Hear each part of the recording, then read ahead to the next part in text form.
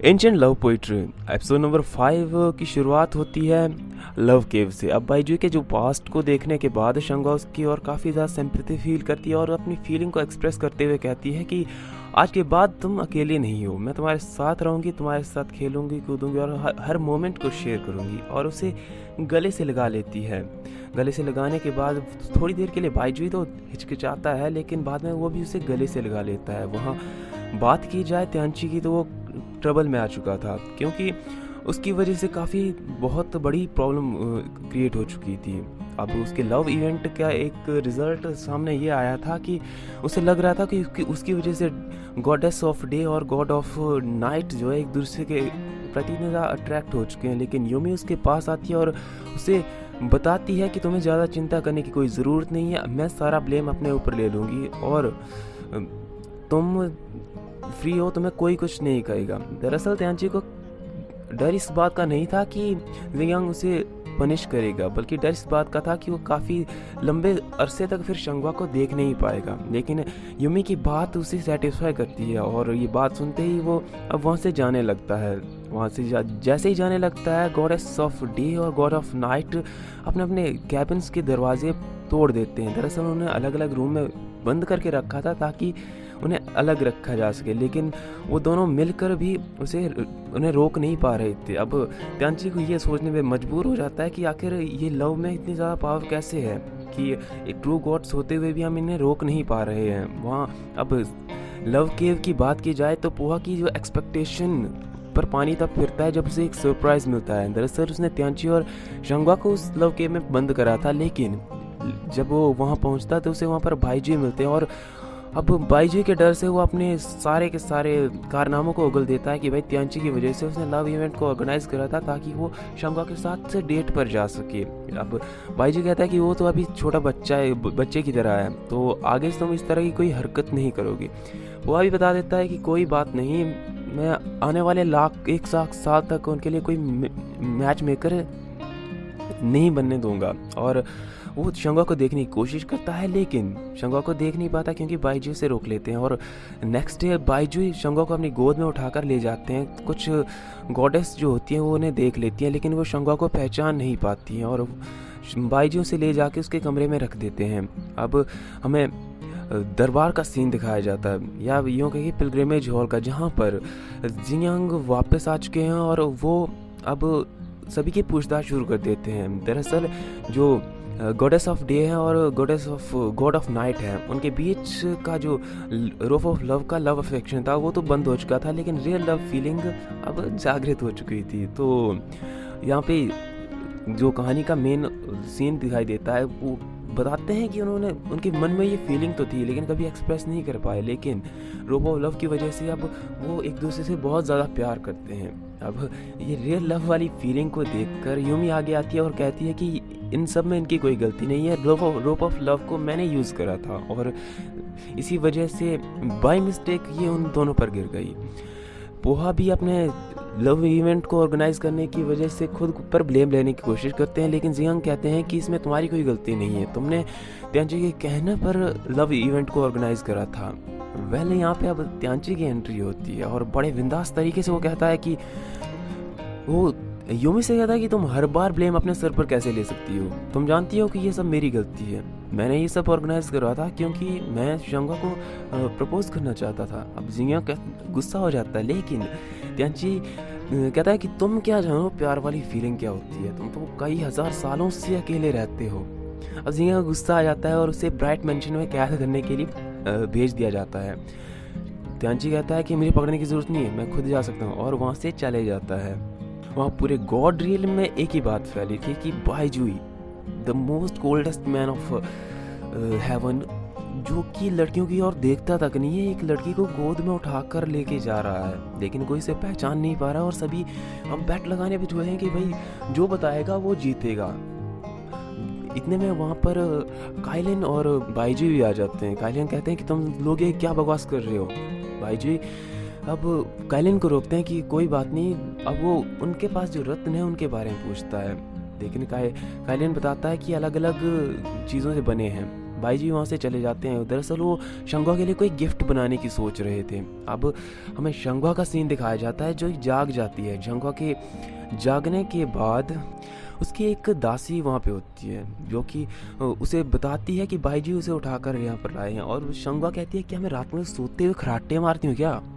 तो वो दासी बताती है कि हाँ बिल्कुल, थोड़ा थोड़ा, और शंगवा शर्मा जाती है। अब जो उसकी दासी होती है वो उसकी तारीफ़ करती है कि आप हेवन में सबसे ज़्यादा सुंदर हैं, और इस बात को देखकर जो शंगवा होती है शर्मा जाती है और वो उसे वहाँ से भेज देती है। साथ ही अब शर्माते हुए अपने लिए ड्रेस चूज़ करने की बात कहती है कि मैं क्या पहनूं कि आगे वाली क्लास में बाईजी मुझे देखता ही रहे। इसके बाद हमें लव टेम्पल का सीन दिखाया जाता है जहाँ पर पोहा अब लव टेम्पल को 100 सालों तक बंद करने के बारे में सोचने ही वाला होता है कि इतने वहाँ पर शंगवा आ जाती है और वहाँ पे आते ही वो लव के बारे में पूछती है कि ये लव क्या होता है। लेकिन पोहा खुद नहीं जानता है कि लव क्या होता है। वो उसे बताता है कि जो मानव है वो लव किया करते हैं, लेकिन उन्हें पता नहीं होता कि लव असल में है क्या। वो लव में जीने मरने की कसमें खाते हैं। शंगवा अपने लव को बिना एक्सप्रेस किए हुए उससे लव के बारे में जानने की कोशिश करती है, लेकिन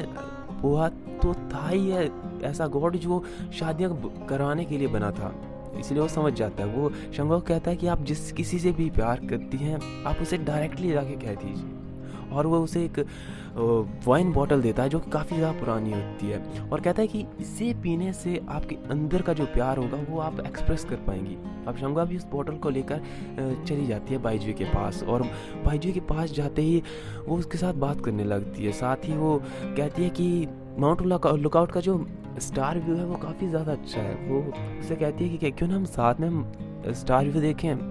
तो बाईजी कहता है कि मैं एक ऐसी जगह को जानता हूँ जहाँ का स्टार व्यू माउंट लुकआउट से भी अच्छा है, और वो उसे ले जाता है एंसेस्टर की एक प्राचीन जगह पर जहाँ से स्टार व्यू काफ़ी ज़्यादा अच्छा था, और वो वहाँ पर जाकर काफ़ी प्रीशियस टाइम स्पेंड करते हैं। बाईजी का चिंता सिर्फ इस बात की थी कि शंगवा चाओस की जो प्रोसेस है उसके बारे में नहीं जानती है। ट्रिब्यूलेशन ऑफ चाओस में गॉड ऑफ चाओस को अपना बलिदान देना होता है, और वो जानता था कि शंगवा का जो समय है वो निकट आने वाला है, और उसके मन में कहीं ना कहीं शंगवा के लिए एक अलग फीलिंग डेवलप हो रही थी। अब वो वहीं पे बैठ जाते हैं। शंगवा उसके कंधे पर सर रख के सो जाती है। अब उसे देखकर बाईजी उसे हटाने की बजाय खुश हो जाता है। उसके चेहरे पर एक प्यारी सी स्माइल आ जाती है। बाईजी भी वहीं पे सो जाता है और उसे एक नाइटमेयर आता है, या यूँ कहें कि ट्रू गॉड का विज़न, यानी कि भविष्य की चेतावनी। अब उसे जो अपने विज़न में दिखाई देता होता ट्रिब्यूलेशन ऑफ केओस, और ये उसके भविष्य की एक चेतावनी थी, और साथ ही उसे त्यांची की गद्दारी का भी सीन दिखाई देता है, और चारों ओर फैली तबाही उसे सडनली जगा देती है। और इसे देखकर शंगवा कहती है कि क्या तुमने कोई नाइटमेयर देखा क्या? लेकिन बाईजी कुछ नहीं कहता और वहाँ से वापस गॉड रियल में चला जाता है। वहाँ जाने के बाद वो जिंगयांग से मिलता है और जिंगयांग से अपने इंसेंस्टर गॉड की चेतावनी के बारे में पूछता है कि उन्होंने कोई चेतावनी दी है या तुम्हें 3 रील में कोई बड़ी घटना हुई है। लेकिन जिंगयांग कहता है कि ऐसा कुछ नहीं हुआ है। अब जो बाईजी होता है वो इस मैटर को सीरियसली लेने का डिसाइड करता है और कहता है कि मैं अब गॉड रियल की कुछ जिम्मेदारियां खुद पे लेने वाला हूँ ताकि आने वाले खतरे से दुनिया को बचाया जा सके। अब जिंगयांग भी फुली कोऑपरेट करने की बात कहता है और कहता है कि इसके बाद मैं खुद तुम्हें पर्सनली माउंट लुकआउट में छोड़ाऊंगा। बाईजी कहता है कि इसकी कोई ज़रूरत नहीं है, मैं खुद चला जाऊँगा, तुमने जो किया है वो ही बहुत ज़्यादा है। अब हमें दिखाया जाता है सीन त्यांची का, जो कि एक तरह से एक्टिंग कर रहा था। वो कहता है कि मैं काफ़ी ज़्यादा कमज़ोर हूँ, और यूमी वहाँ आ जाती है और वो यूमी से वाइन बॉटल्स मंगाने की कोशिश करता है। दरअसल उसे वाइन पीने की काफ़ी ज़्यादा मन कर रहा था, लेकिन ब्राइट मैंशन में अल्कोहल ड्रिंक करना प्रतिबंधित था। यूमी को लगता है कि त्यांची सच में इतना ज़्यादा कमज़ोर हो चुका है, इसलिए वो अब उसकी बात मानकर उसके लिए अल्कोहल की बोतल लाने के लिए जाने ही वाली होती है। लेकिन सडनली उसके बिहेव में थोड़ा सा चेंज हो जाता है। वो उस कमज़ोरियत की हालत में भी इतना एक्टिवली कुछ बात कहता है जिसे देखकर शूमी समझ जाती है कि त्यांची उसका बेवकूफ़ बना रहा है, और वो उससे कहती है कि तुम मुझे ज़्यादा बेवकूफ़ नहीं बना सकते। अब त्यांची से वो अपने जो फीलिंग है उसको एक्सप्रेस करते हुए कहती है कि तुम जानना नहीं चाहोगे कि मैंने रोप ऑफ लव आखिर किस लिए ली थी। त्यांची पूछता है कि हाँ, ये तो मैं भूल ही चुका था, तू बताओ तुम किससे प्यार करती हो क्या, मैं तुम्हारी मदद करूँगा। और युमी उसे बताती है कि वो और किसी से नहीं बल्कि त्यांची से ही प्यार करती है। और त्यांची जो कि शंगा के लिए इतना ज़्यादा पॉजेसिव था, वो उससे बात बदलते हुए कहता है कि कोई बात नहीं, तुम्हारा कोई भाई नहीं है ना, तो आज के बाद मैं तुम्हारा बड़ा भाई हूँ। और युमी को गुस्सा आ जाता है, वो उसे पे किक करती है और कहती है कि तुम्हें भाई बनाना कौन चाहता है, और वहाँ से चली जाती है। युमी इसके बाद डायरेक्टली आ जाती है पिलग्रिमेज हॉल में और शंगा के साथ एक गेम खेलने लगती है। अब बातों ही बातों में शंगा उससे अब जो लव के बारे में पूछती है और वो बताती है कि वो किससे प्यार करती है। अब शंगा के इस तरह से बात करने पर युमी कहती है कि इसमें कौन सी बड़ी बात है, तुम तो कईयों को पसंद करती हो, जैसे मैं होगी, जियांग हो गया, त्यांची हो गया। लेकिन जो शंगा कहती है कि ऐसी बात नहीं है, इस बार थोड़ा अलग है, मैं हमेशा उसके बारे में सोचती रहती हूँ और उसी के सपने देखती हूँ। अब युमी समझ जाती है कि ये प्यार है, तो वो बताती है कि क्या मैं उसे जानती हूँ, तो शंगा उसे बताती है कि तुम उसे नहीं जानती हो, वो मतलब गॉड रिलम से नहीं है। युमी उससे कहती है तो तुम अपनी आइडेंटिटी बता दो और तुम डेफिनेटली उसे पालो। लेकिन शंगा के मुंह से बातों ही बातों में निकल जाता है कि बाइजू से प्यार करती है, लेकिन और युमी को इस बात से काफ़ी अजीब लगता है क्योंकि वो भी त्यांची से प्यार करती थी और त्यांची ने अभी उससे ऐसी बात करती जो उसे बहुत ज़्यादा गुस्सा दिला रही थी, तो वो उसका काफ़ी सा क्रिटिसिज्म करने लगती है। वो कहती है कि ट्रू गॉड्स ट्रू लव के काबिल ही नहीं होते हैं। और हमें नेक्स्ट सीन दिखाया जाता है जहाँ पर शंगा एक पतंग बना रही होती है। बाईजी वहाँ आते हैं और कहते हैं कि आज तुम्हें पढ़ाई नहीं करनी है क्या, तो शंगा कहती है कि आज मैं पतंग उड़ाना चाहती हूँ। लोअर ईयर में लोग अक्सर इसे उड़ाया करते हैं और वो पतंग उड़ाने की कोशिश करती है लेकिन उससे उड़ नहीं रहा था। वो कहती है कि हवा के बेहतरीन बहाव से ही से उड़ाया जा सकता है, तो बाईजी अपनी थोड़ी सी पावर से उसे आसमान में फेंक देता है, जिसके बाद वो पतंग उड़ाने लगती है। और शंगा के चेहरे पे उस स्माइल को देखकर बाईजी के चेहरे पे भी एक अलग ही स्माइल आती है, या यूँ कहें तो इस कहानी में बाईजी फर्स्ट टाइम स्माइल करते हुए दिखाया जाता है और इसे देखकर होंगरी भी काफ़ी ज़्यादा खुश हो जाता है। होंगरी यानी कि काइलेंस का जो साथी होता है। अब हमें नेक्स्ट सीन में दिखाया जाता है जहाँ पर जो त्यांची होता है वो ब्राइट मेंशन से बाहर आ चुका है और काफ़ी ज़्यादा कमज़ोर था। जिहान उसका स्वागत करता है और जिहान से ही उसे पता चलता है कि जो गॉड रियल में क्या क्या रूमर्स फैले हुए हैं। जब त्यांची आइस क्यूब के बारे में पूछता है, आइस क्यूब यानी कि बाईजुई, तो जिहान बताता है कि पूरे गॉड रियल में रूमर फैला है कि वो किसी लेडी को अपनी गोद में उठाकर लाए हैं, किसी गॉडेस को। अब त्यांची को ये बात सबसे औसम वाली लगती है कि आइस क्यूब जो कि लड़कियों की ओर यानी कि गॉडेस की ओर देखता तक नहीं है और एक गॉडेस को अपनी गोद में उठाकर लाया, तो काफ़ी ज़्यादा अजीब थी।